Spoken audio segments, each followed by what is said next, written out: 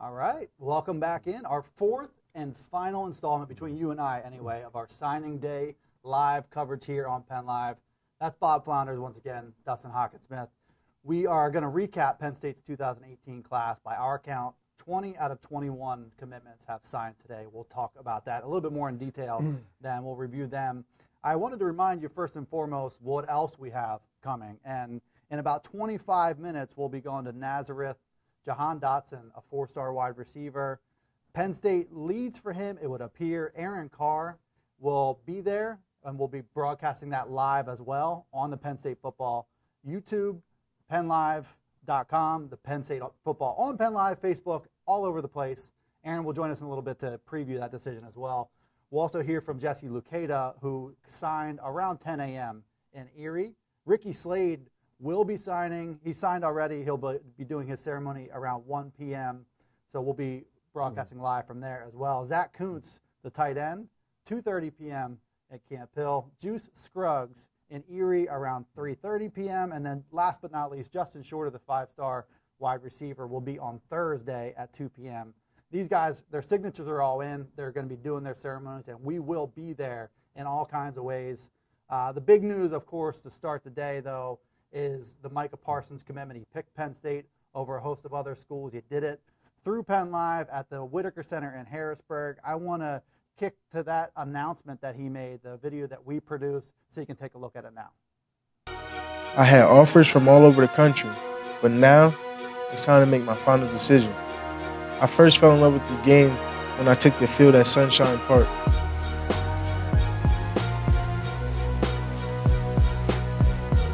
When I came back to the city, I wanted to put my heart into it and change the culture around me.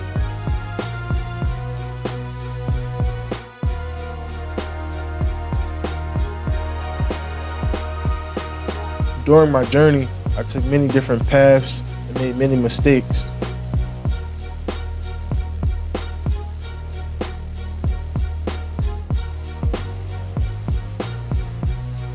Being a kid from Harrisburg, it's hard growing up.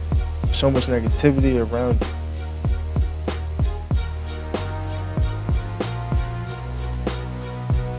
But I've always wanted to rep my city, no matter what I did, on and off the field.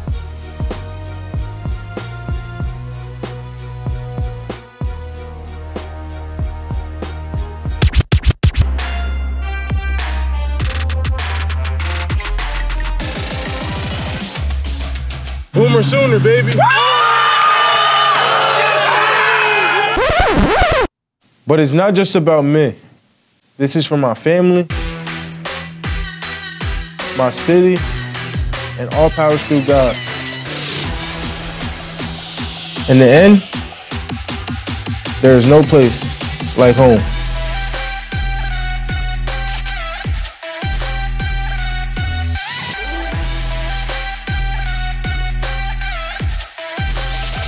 We are.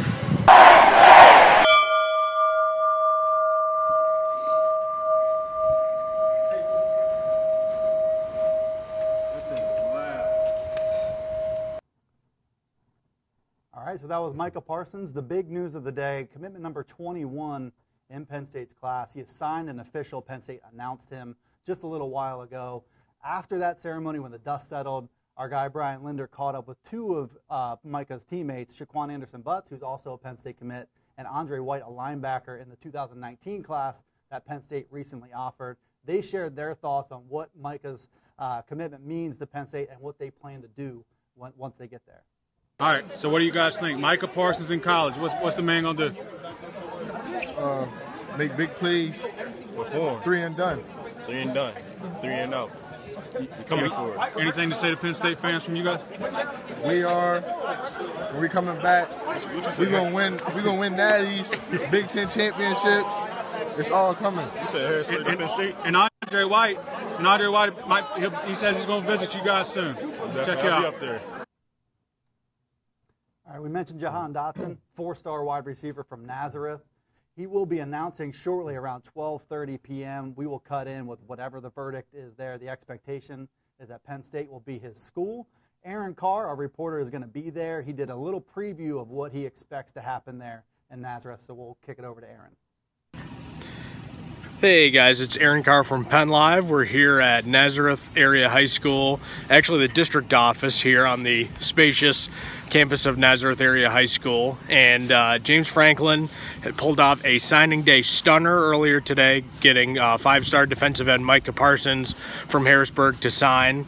But does Franklin and company have one more early signing day surprise left in them? Well, that's the reason I'm here, because Jahan Dotson, the 4-star wide receiver from Nazareth High School, has been committed to UCLA since the first week of September. But there's been some rumblings this week that Dotson could flip his commitment to Penn State. Now, Dotson told the Allentown Morning Call on Sunday that he, quote, hasn't decommitted from UCLA, but that he was looking at some other schools like Rutgers, Wisconsin, Syracuse, and Penn State. So Dotson is going to be signing here at 12:30 here in the boardroom at Nazareth Area School District, and he is a legit 4-star across the board, consensus 4-star. He's as high as number 134 nationally by ESPN. He's a top 200 prospect in the country across all the major recruiting sites, and he brings a lot of speed, versatility. He was the EPC Offensive MVP this year, 2-time All-State pick. He's got offers from everybody, including Penn State, obviously. So we'll see. Like I said, he's signing here at 12:30 p.m. Penn Live will have live coverage of that, so follow our Facebook page at Penn State Football on Penn Live, and of course PennLive.com for all the early signing day news. All right, thank you to Aaron for that. Last but not least here, Jesse Lucada, who's a 4-star linebacker from Erie. Lauren Kirschman caught up with him after his signing ceremony. He answered why Penn State. He talked about his journey from Canada to Erie a little earlier in his youth and why he picked Penn State. Just why Penn State? It's home, for the first time I stepped on campus. Well, before I was, well-known recruit, they treated me like I was one of their own. So I knew when the offer came, it was time for me to come in, become a leader and start recruiting guys to come to Penn State. So we did. You took a pretty big chance coming to the United States 3 years ago. You didn't know what would happen. To see it all pay off, your big decision, your big move when you were 15 years old or 16. To see it all pay off today, what does it mean for you? Honestly, now I can just relax. I'm going to enjoy the day, but there's a lot of work that has to be put in. My focus is to go in and get ready to work, because it's going to be tough winter workouts, and I'm just ready to get on campus and start being able to contribute to the team. All right, and as I mentioned, we're not even close to being done here on Penn Live. You can stay tuned to our homepage, our Facebook page, YouTube, Twitter as well. We have more live coverage of more of these signing ceremonies. We're also going to have a whole lot of news and analysis and how the dust is all settled on this class. I want to get into the 21, maybe 22 commitments and signees in this class. But Bob, I wanted to first get your takeaways of the day. What was the most significant thing that happened for you today?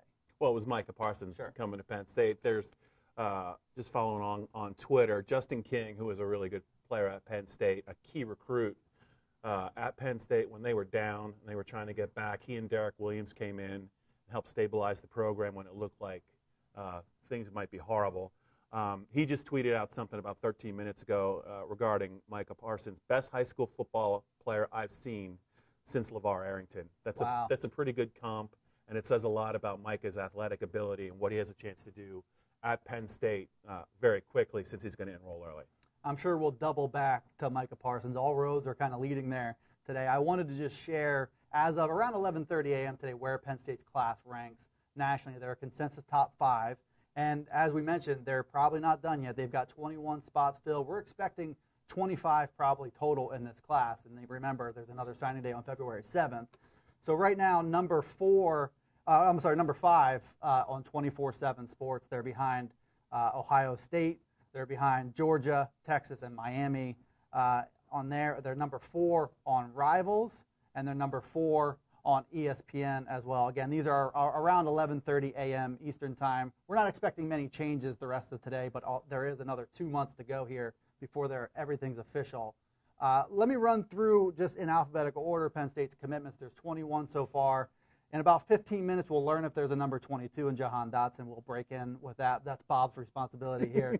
So let's start with Shaquan Anderson-Butts. He is not expected to sign today, and if that proves to be true, he would be the only one out of 21 who does not sign. Nana Isidu, 4-star offensive tackle, he's a really impressive athletic specimen, and I think the upside there is clear for a future left tackle. Judge Culpepper, a 3-star defensive end / defensive tackle. It'll be interesting to see where he ends up. Dotson may or may not be coming. Bryce Effner, 3-star offensive tackle. He's from Illinois. He is what I think people are hoping is the underrated gem in this class. Pat Freiermuth, a 4-star tight end, one of 2 4-star tight ends in the class.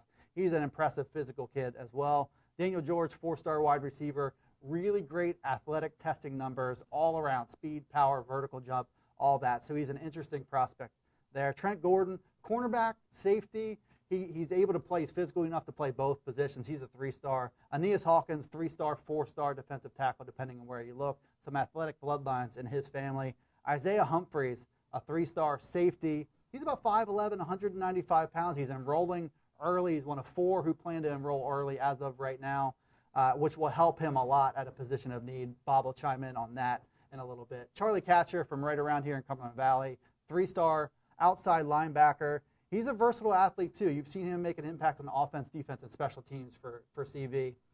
Jesse Luketa, as we mentioned, a 4-star linebacker. He's about 6'3", 235 pounds. He fits the mold right now of a physical specimen there at linebacker. He's enrolling early as well. Jordan Minor, a 3-star cornerback. He's long and can run, and that's a good combination there at corner.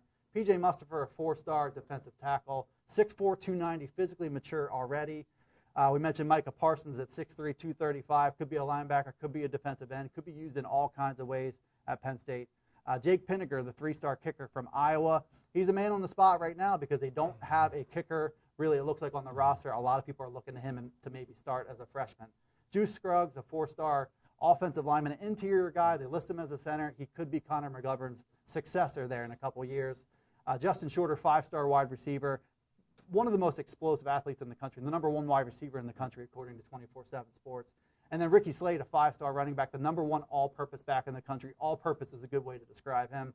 And Nick Tarburton, 4-star linebacker, who will also enroll in January. An interesting player because he's enormous for a linebacker, 6'4", 6'5", 240 pounds.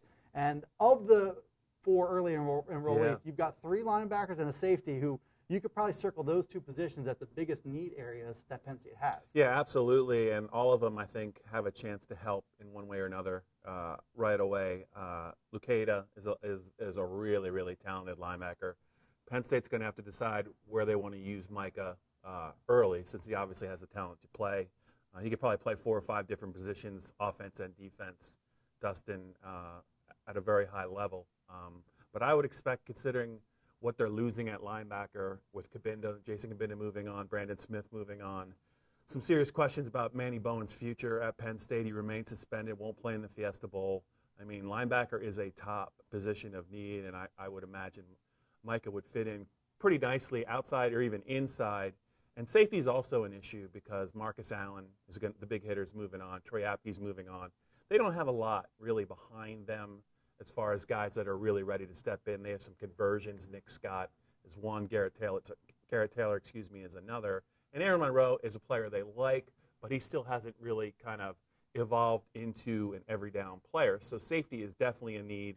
And to see those guys come in early really gives them a chance with a strong spring and winter conditioning to make an impact for a program that doesn't really need, now that James Franklin has recruited well, they don't really need a lot of help from their true freshman class, but these players are exceptional, and they have a chance to help right away. Exceptional players at positions that need a little bit of help.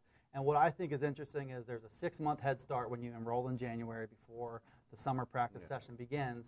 And each of these guys, the linebackers in particular, start at 230 pounds or more right now.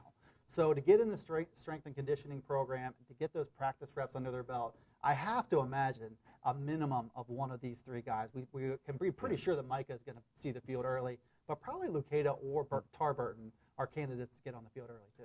Yeah. The last true freshman linebacker that really flashed at Penn State, but that was really because of need, was Jason Kabinda. He played a pretty key reserve role his freshman year, but they really have gotten away from trying to play true freshmen unless they're defensive backs, really. You saw that this year with Lamont Wade and Tariq Castro-Fields. But this is a little bit of a different situation with what Penn State is losing, and they have not really caught up depth-wise to the linebacker position since the sanctions.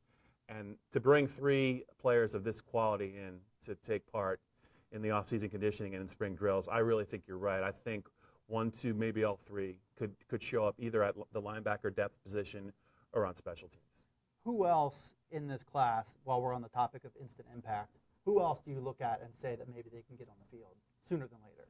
Well, that's a tough one because Penn State has recruited well, and other than the positions we've just talked about, safety and linebacker, tight end is in a little bit of an interesting position only because Jasicki's moving on and they don't really have I don't think they really have a true blocking tight end that's been established. They need that in the running game. I don't know if the Freiermuth kid could actually help as a true freshman, but they don't have a tight end who can block. They have the shorter kid. I mean, they're deep. They're still deep at wide receiver, but he's exceptional. And Slade, you just don't know if anything would happen to Miles Sanders. Let's just assume we're probably going to see the last of Saquon Barkley in the Fiesta Bowl. I mean, he is a guy that absolutely looks the part of somebody who could help right away, either as a returner or as an all-purpose back. Let me ask about 2 players in particular. We're waiting on 12:30. We're expecting a Jahan Dotson announcement. A lot of people think it's going to be Penn State. We'll break that down if or when we hear about that. But first, Micah Parsons, we mentioned the upside athletically. I think we would be remiss to not talk about his whole recruitment. We did it a little bit earlier today. Yeah. We did it a lot earlier today. But it has been a long road to get to this point with some ups and some downs for a lot of different programs, but especially for Penn State, who they get that rare decommitment, recommitment from the number 4 athlete in the country. Yeah, I mean, this is the first time I can really remember a recommitment, especially a player of his talents. But it's important for so many reasons, not just because of the need and the fact that he is an athlete, but James Franklin, when he got here, talked about dominating the state. He talked about, owning the state, keeping the superpowers out of the state, keeping the players away from Pittsburgh, and he's slowly but surely starting to do that. If you look at their last couple of classes, he's pretty much gotten the marquee players to stay, with the exception of DeAndre Swift last year, to stay at Penn State. And I think Micah Parsons, since James has been here, has been the top talent in Pennsylvania high school football, and I think it's huge. I think it sets a high bar, and I think that James has made good on his vow along with his defensive coaches. Micah Parsons is the best player, I think, that Penn State has landed since James Franklin's gotten here. And it's worth saying that in the 2017 class, Damian Barber, defensive end, came from Harrisburg High. In the 18 class, it's Micah Parsons, Shaquan Anderson-Butts. They just offered about a week ago a 2019 linebacker, Andre White, who looks like a really impressive kid now, too. The pipeline, Harrisburg's an hour and a half from State College. It's right in their backyard, and they're not only dominating the state, they're getting back into central Pennsylvania and keeping kids there as well. I wanted to look around the Big Ten. Actually, you know what? I forgot the second name I wanted to mention was Nana Asidu. I got ahead of myself. Nana Asidu, I think they've had some success at Penn State moving guys around and turning guys who might not be prototypical tackle types and getting use out of them at the tackle positions. Ryan Bates and Brendan Mann are 2 for starters. They think they have a left tackle in Will Fries, who's a redshirt freshman now. But none of these guys athletically, when it comes just to pure raw potential, are quite like Nana Asidu, who's a 4-star from Virginia, but he's got a lot of potential. Yeah, great frame. Could probably use a little bit of strength and conditioning, athlete. But yeah, you're right. They've had some top recruits come in that haven't panned out. Sterling Jenkins would be one of them. He was more of a project, great size, but this late in his career, you just have to wonder if anything's ever going to happen for him in a key role at Penn State. But yeah, Asidu looks like a player that maybe in year 2, year 3, can step right in. They're starting to build more depth along the offensive line. They certainly have to get more physical on the offensive line. They're going to have to replace Brendan Mann, and they have some players I really like. I think the development of Will Fries has been a key storyline for Penn State during the second half of the season. The fact they like him so much, they're going to keep him at left tackle and slide Ryan Bates to right tackle. So Connor McGovern needs to get better at center. Steven Gonzalez, Probably has some growing to do at the left guard spot. But you look at who they're going to be bringing off redshirt years, and you combine those players with a guy like Asidu in a couple of years, and this has a chance. I mean, with good coaching, good health, this is a chance to be one of the better lines in the Big Ten. Two of the guys you mentioned who will be coming off redshirt years, C.J. Thorpe, who needed to mold his body a little bit, but physically, he's one of the tougher kids in the class. And Mike Miranda is the same thing. They really seem to like him. So slowly but surely, Penn State getting these more elite-type prospects. Not as Asidu is the latest there. Let's look around the Big Ten briefly. Ohio State, the #1 class consensus across the three platforms we mentioned before, Rivals, 24/7 Sports, ESPN. Out of their 22 commitments, 3 of them are 5 stars and 16 are 4 stars. They don't really miss in recruiting. The one area, if you want to ding them a little bit, they lost out on a 5-star tackle, Jackson Carman, who picked Clemson. And by the way, Clemson, 3 out of the top 10 players in the country are in their class. So they're doing okay for themselves too. Yeah, and well, they were also, a couple months ago, it kind of looked like maybe Ohio State and Parsons might be a match. So that's another player I consider that they missed out on. But yeah, it's amazing that Dabo Swinney can go into the state of Ohio and pull that player out of there. And I think he had a little bit of a comment about Urban Meyer being towards the back end of his career, and I'm sure that's not going to go over too well nationally or in Columbus. But yeah, Ohio State continues to just stack talent there, and they're not going anywhere for years to come. And that's one. They're a recruiting machine. They're a powerhouse. They're up on an elite level with the Alabamas, with schools like Florida State. Texas is doing it at a really high level again. Miami, another traditional power in the top 5. Yeah. They've been in the top 5 in this class pretty much all along. So you've got some programs who are making a little comeback there. Yeah, and one thing I would add for this class is don't discount what Jim Harbaugh did going to Mississippi and getting that quarterback, Patterson. That's kind of been the one thing that's really, I think, held Michigan back as a quarterback that can impact the game, can make the throws. They haven't really had that since he's been there. And he didn't waste any time after the season was over going after this guy. Beckman. It's essentially, Ole Miss has kind of been hit with the sanctions rule that I think that impacted Penn State in 2012. And it looks like this guy might be able to play right away. And they need a quarterback because it's a shame with some of the talent they have, especially on the defensive side of the ball. They just can't score enough to stay with the better programs in the Big Ten or nationally. And I think that's a huge get, I think, for Michigan and Harbaugh. So Shea Patterson in the mix, a little Beckman action going into Mississippi. Any thoughts on a little Beckman on that action. move? Tim Beckman. Yeah. Hey, in recruiting, I mean, you got to put out all the stops. He has not really had a lot of success. He has not been able to beat Ohio State. He hasn't really done that well against Michigan State. So I don't want to say desperate times call for desperate measures, but I don't know that Jim Harbaugh can withstand another 3 or 4 loss season.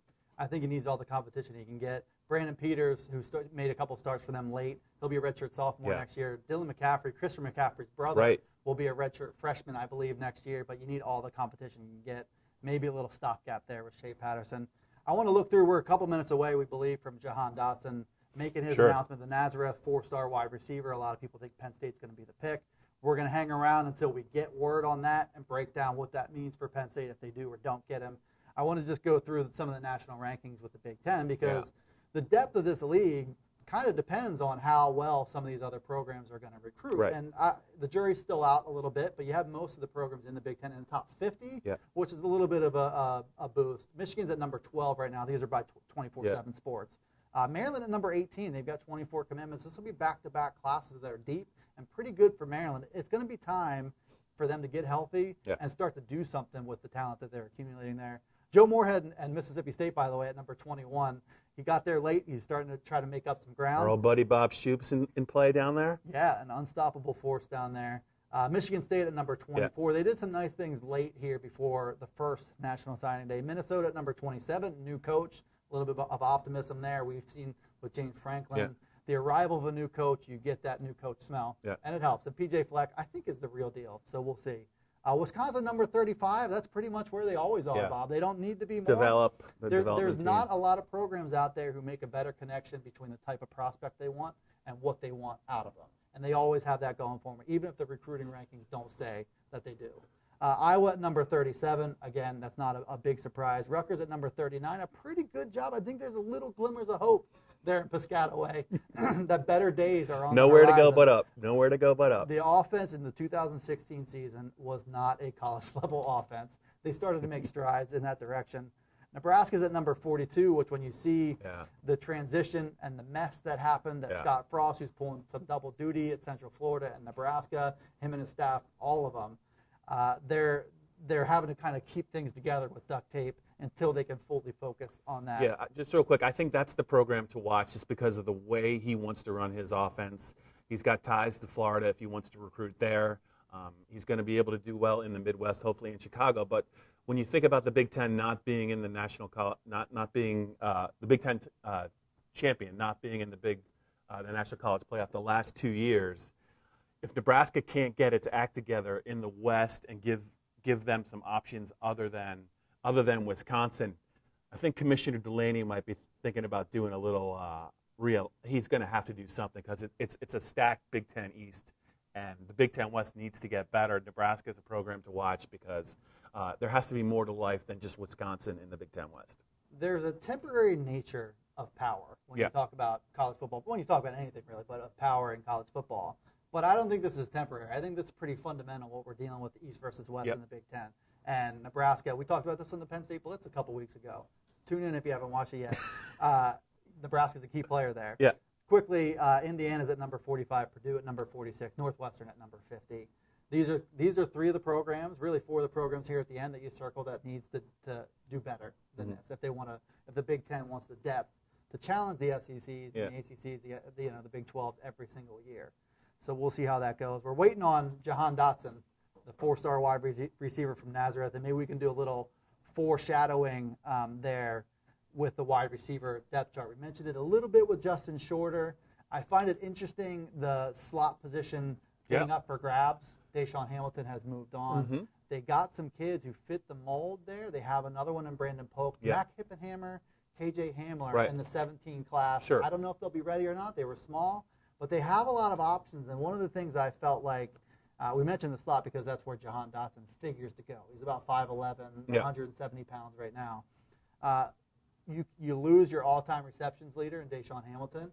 But the silver lining, I think, is that you might be able to inject a little more speed into your offense by moving on from him. Yeah, and we still have to see it just exactly, Dustin, what Ricky Ronnie's version of this offense is going to look like. I can't see it being exactly like Joe Moorhead's because there was a lot that went into Joe Moorhead's offense when it came to just the comfort factor, the way he taught the game, the way he related to the players, the way he was able to adjust. So we'll see how Ricky wants to do. If he's going to spread the field, is the slot receiver going to be that body type, 5'10", 180 pounds, just quicker than a hiccup, get him the ball in space. But he is definitely a player of the slot guys that Penn State has brought in. This if they would get him, this would be probably the most heralded, most talented version of that slot. Yeah, and I think the impressive thing about Jahan Dotson to me is he plays bigger than he looks. I don't know if it's his physicality thing or whatever, but he doesn't look like he's 5'11", 170 pounds. He's an interesting player. And then you have Justin Shorter coming onto this depth chart along with Juwan Johnson, along with Irv Charles. Yeah. You've got a lot of big bodies there. DeAndre Tompkins is as savvy as you get when it comes to route running and all those things. They're in really good shape here, and I'm curious to see how it all shakes out come next summer. Yeah, and like we said, Shorter could be the guy that eventually, or it could be Juwan Johnson. I don't know, but Shorter looks to me like a player you can truly say is a true number one type of player. And if that's the case, I mean, it's the difference between having Chris Godwin and not having it. It kind of showed up, I thought, in games this year where they lacked the guy that could make the contested catch, win the 50-50 ball. Joe Moorhead doesn't like that term, but win that 50-50 ball and kind of either break the game open or turn the game Penn State's way. Chris Godwin was really good at doing that. I think Shorter is a guy you talk about a first-year player that could make an impact just depending on how it shakes out.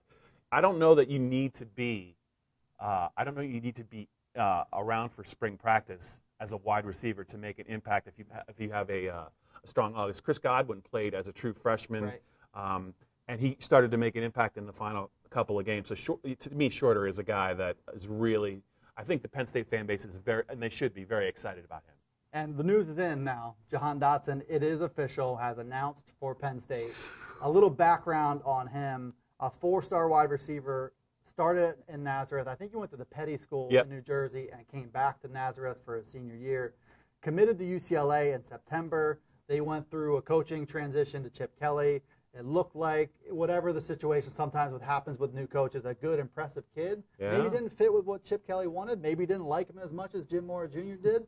So now he was back on the market, and Penn State was right there. You saw the writing on the wall. A lot of people expected this, but now it's official. Jahan Dotson, commitment number 22, signee number 21, I would believe, as soon as Penn State makes that official. Yeah, wideout now officially is not going to be an area of need for Penn State for quite some time. I mean, they're going to lose some players early because they're so talented, but the pipeline is now, it's just overflowing. And to get another slot receiver like him, and you don't even know if he can help on special teams. But man, you just don't know. You do not know what this offense is going to look like moving forward. But they have speed to burn at every spot, and it should open up more things, not only for the quarterback, and it should take some of the pressure off the offensive line. So a nice exclamation point here. Not quite the end of the day yet for Penn State, but they got a big commitment there from Jahan Dotson at the end. We're still kind of awaiting word whether Solomon Aeneas, who's a 4-star wide receiver from Arizona, a legacy recruit, the son of Curtis Aeneas, a Penn State great running back. He may or may not be somebody to worth watching here the remainder of the day. This is going to be it for us.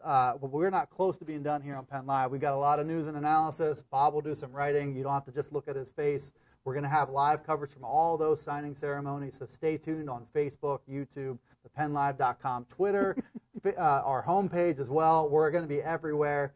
I also, before we wrapped up, wanted to give a big thanks to all of our crew here. We're getting into a new frontier with things like this, with video production, sending people out all over the place for live reports.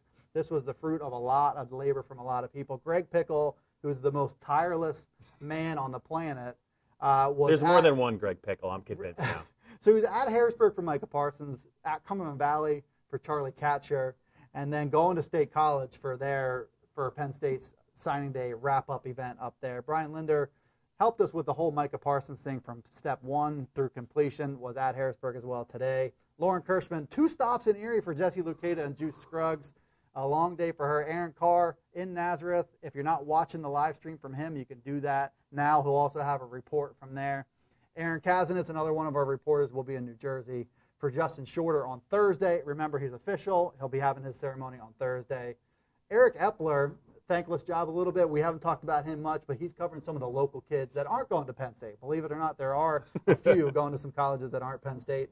Mark Pines, Joe Hermit, Dan Glare, photographers, videographers in the field. You'll be seeing their work all day. And then behind the scenes, a lot of people. Megan Levy-Heaton, who was bringing all of our coverage together, letting people know when kids signed for Penn State.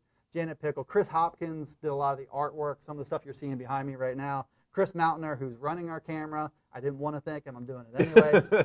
Salim Maklouf, who's our video director, has put a lot of this stuff into motion for us. Stephanie Sadowski, Burke Noel, Michael Feely, Kate Barron. I think that's pretty much everybody. Our entire newsroom, like I said, is something new for us. I hope you enjoyed. A lot of hard work from a lot of people. We thank you for tuning in to us, and we'll see you next time.